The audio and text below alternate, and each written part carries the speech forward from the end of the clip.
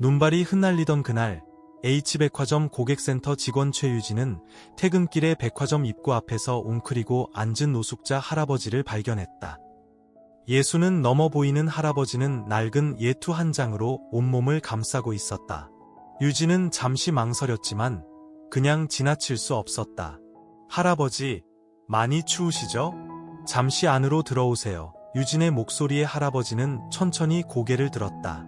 주름진 얼굴, 깊이 팬 눈, 어딘가 모르게 품위가 느껴지는 모습이었다.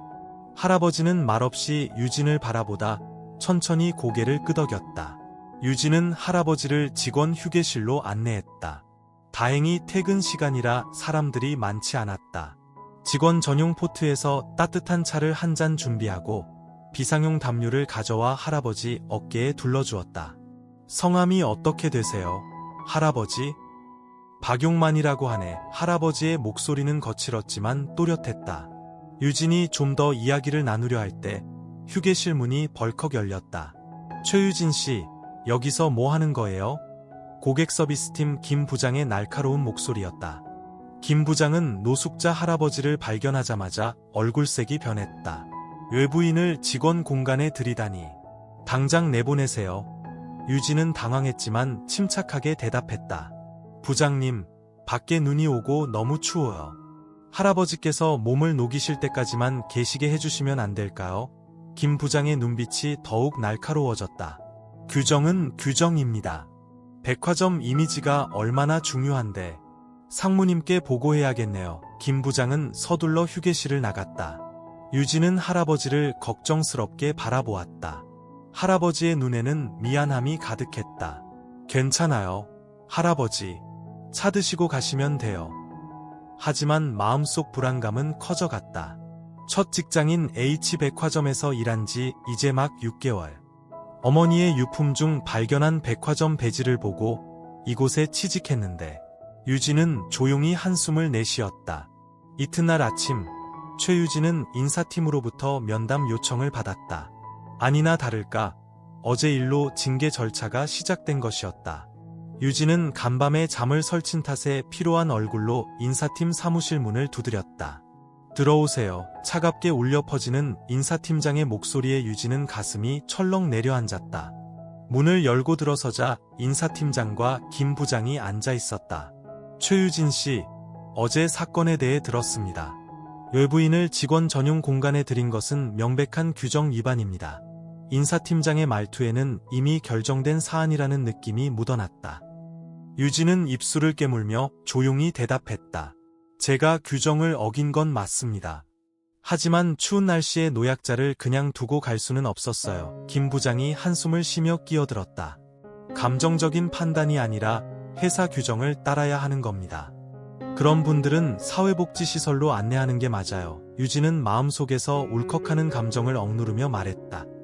사람을 사람답게 대하는 것이 규칙을 어긴 일이라면 저는 그 규칙 못 따르겠습니다. 방 안에 무거운 침묵이 내려앉았다. 인사팀장은 서류 하나를 유진 앞으로 밀어놓았다. 안타깝지만 즉시 해고 조치를 취하게 되었습니다. 개인 물품을 정리하고 오늘 안으로 출입증을 반납해주세요. 유진의 눈에 눈물이 고였지만 꾹 참았다. 첫 직장에서 이렇게 끝나는구나. 하지만 후회는 없었다. 유진은 조용히 고개를 끄덕이고 사무실을 나왔다. 자신의 자리로 돌아와 짐을 정리하는 동안 동료들의 안타까운 시선이 느껴졌다. 누군가는 다가와 위로의 말을 건넸다. 유진 씨, 너무 속상해하지 마. 유진 씨가 한 일은 정말 따뜻한 행동이었어. 유진은 미소를 지으며 고개를 끄덕였다. 어머니의 사진과 함께 책상 한 구석에 놓아두었던 낡은 백화점 배지를 손에 쥐었다. 어머니의 유일한 유품이었던 이 배지는 유진이 이 백화점에 지원한 이유였다. 어쩌면 어머니의 과거와 연결된 실마리를 찾을 수 있을까 하는 희망 때문이었다. 괜찮아요. 제가 한 선택이니까요. 유진은 작은 종이 상자에 개인 물품을 정리하고 출입증을 반납했다. 백화점을 나서는 발걸음이 무거웠지만 어제 도와준 노숙자 할아버지가 괜찮으실지 걱정이 되었다. 이제 다시는 그분을 만날 수 없겠구나 싶어 마음 한구석이 아렸다.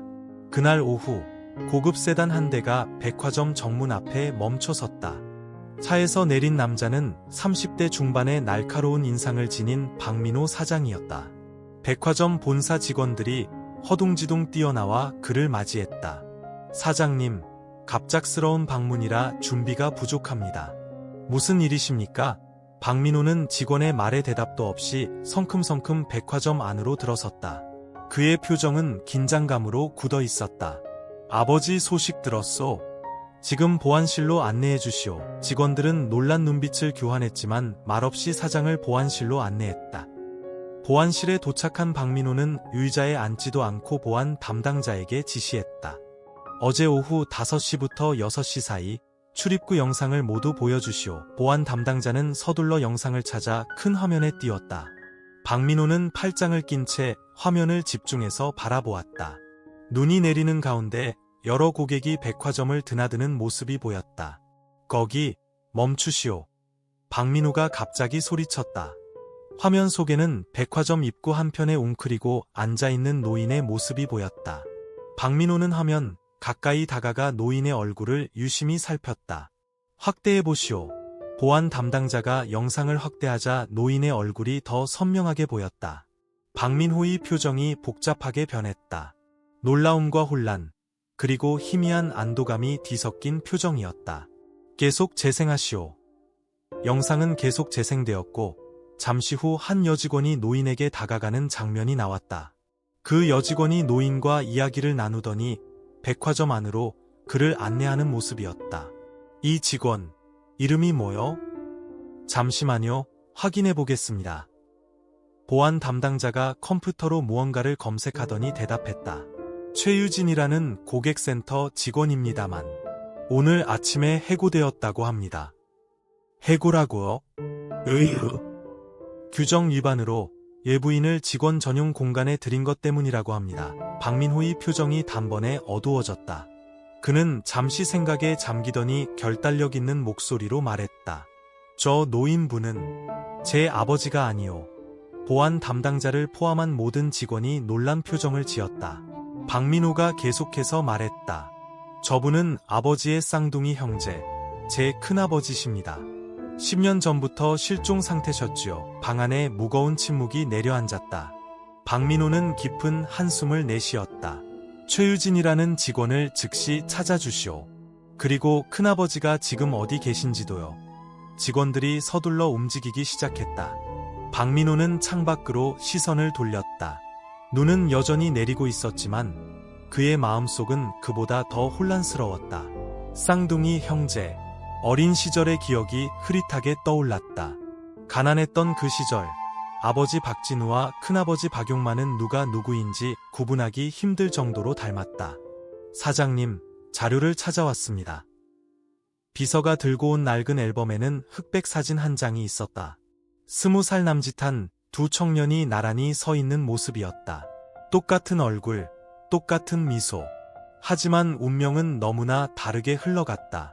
큰아버지는 동생인 아버지에게 공부할 기회를 양보하셨던 거죠.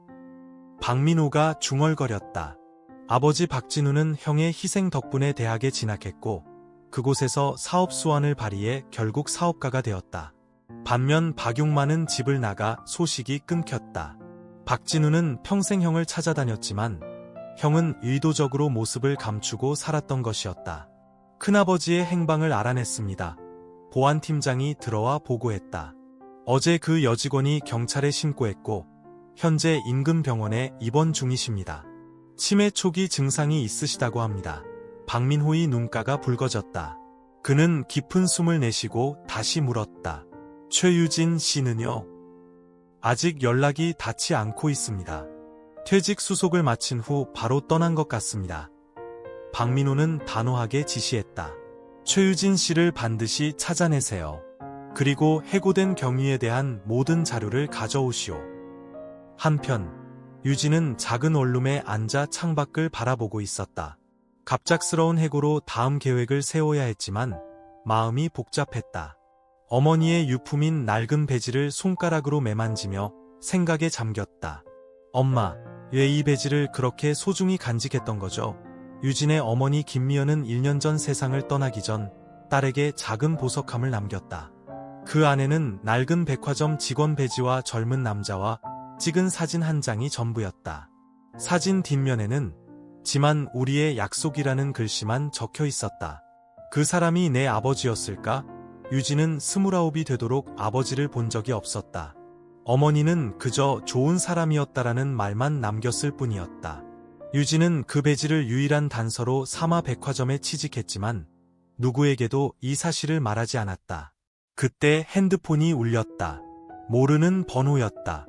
여보세요? 최유진 씨 맞으신가요? 저는 백화점 비서실 김주임입니다. 사장님께서 긴급히 만나고 싶어 하십니다. 유진은 놀라서 말문이 막혔다. 백화점 사장이라니. 어제 그 일로 더 큰 문제가 생긴 걸까요? 무슨 일로? 어제 도와주신 노숙자분이 사장님의 친척분이십니다. 사장님께서 직접 감사 인사를 전하고 싶다고 하십니다. 유진의 가슴이 빠르게 뛰었다. 왠지 모를 예감이 스쳤다. 그 노숙자 할아버지와 사장, 그리고 어머니의 배지. 이 모든 것 사이에 어떤 연결고리가 있는 걸까? 알겠습니다. 어디서 뵐까요? 다음날 오전, 최유진은 백화점 본사 건물 앞에 도착했다. 화려한 고층 빌딩 앞에서 잠시 망설이다 깊은 숨을 들이마셨다. 비서실 김주임이 로비에서 그녀를 기다리고 있었다. 최유진 씨, 이쪽으로 오세요. 사장님께서 기다리고 계십니다.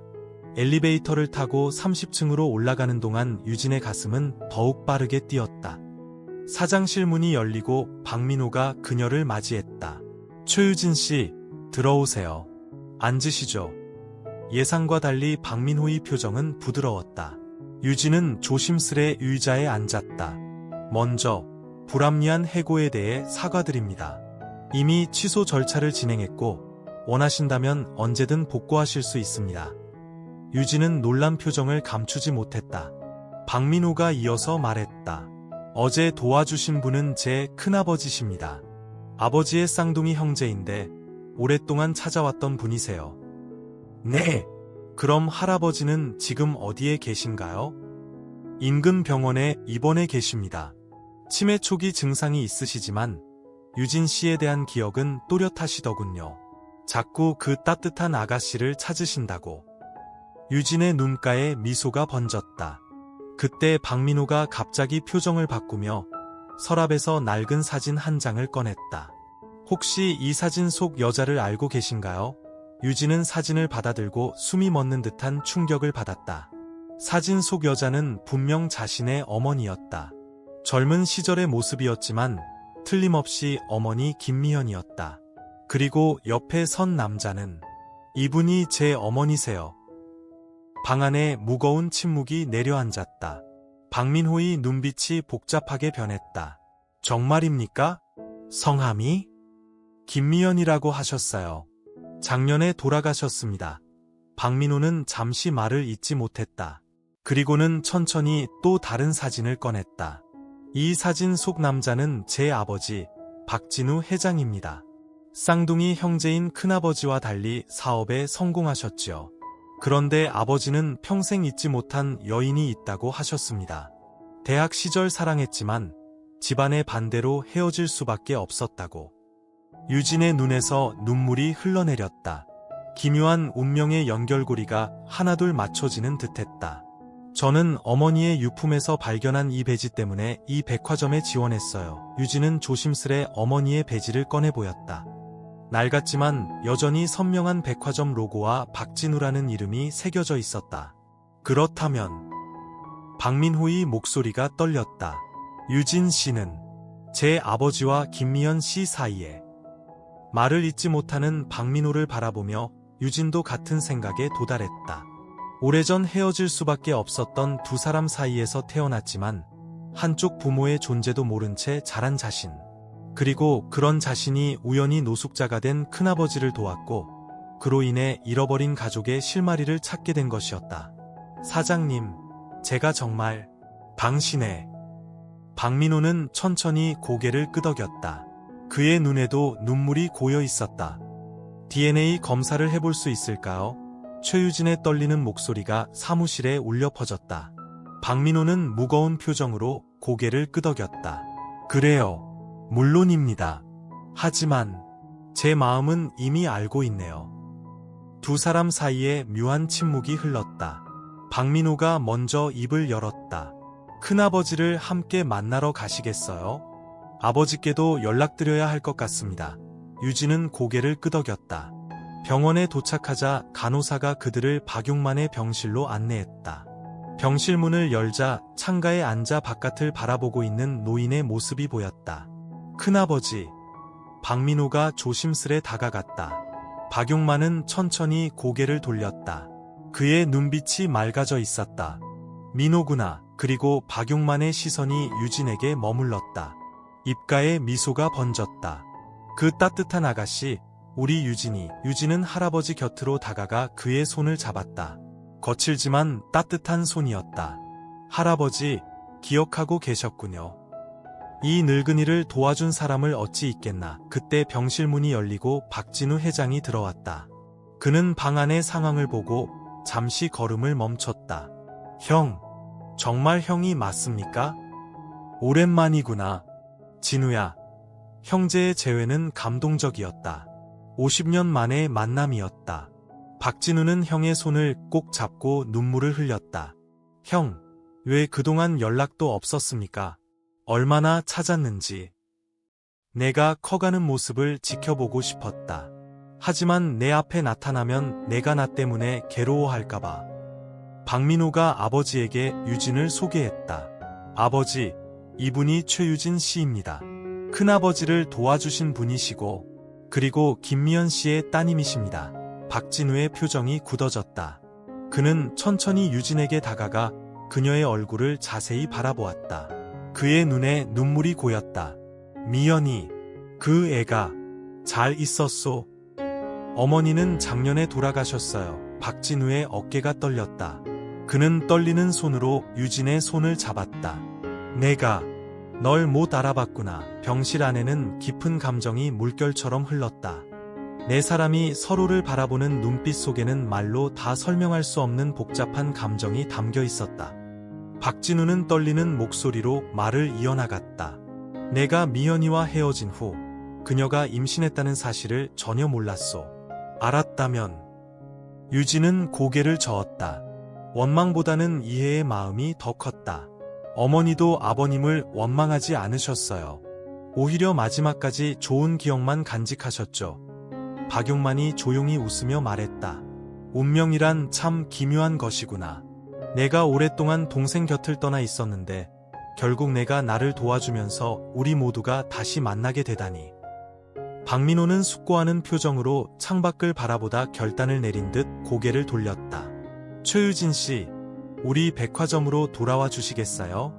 단순히 이전 직책으로가 아니라 저희 본사에서 일하시면 어떨까 싶습니다. 유진은 놀란 표정을 감추지 못했다. 박민호가 이어 말했다. 기아의 따뜻한 서비스 정신은 우리 백화점에 꼭 필요한 가치입니다. 게다가 이제 우리는 가족이니까요. 박진우가 고개를 끄덕이며 아들의 말에 동의를 표했다. 유진아, 내가 너무 늦게 내 인생에 나타났구나. 그동안의 시간을 보상할 수는 없겠지만 앞으로는 진짜 가족으로 함께하고 싶소. 유진의 눈에 눈물이 고였다. 29회를 홀어머니 밑에서 지내며 아버지의 존재를 그리워했던 날들이 떠올랐다. 시간이 조금 필요할 것 같아요. 너무 갑작스러워서. 박진우와 박민호는 이해한다는 듯 고개를 끄덕였다.